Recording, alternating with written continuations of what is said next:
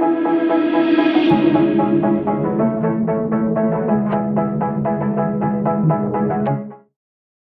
Students, last ভিডিওতে আমরা discuss করেছিলাম ল অফ কেমিক্যাল কম্বিনেশনস নিয়ে।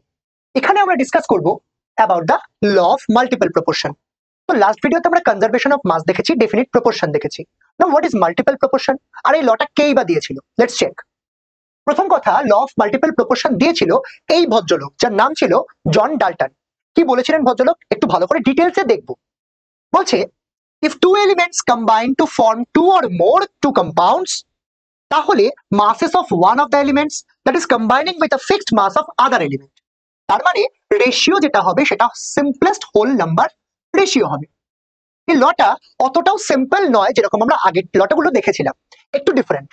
নাও এটা বোঝার জন্য আমরা কি করবো, একটা এক্সাম্পলের হেল্প দেখা যাক। বলা হচ্ছে, ধরে নাও আমার কাছে হাইড্রোজেন আছে। এবার hydrogen combining with oxygen to produce what? আমরা জানি এটা থেকে দুটো জিনিস তৈরি হতে পারে। একটা হতে পারে H2O which is water, and the second one that is H2O2. Now H2O তে অক্সিজেন, এটার ওয়েট কত? that is 16. আর যদি বলে H2O2 which is called hydrogen peroxide, তার ওয়েট কত? সেখানে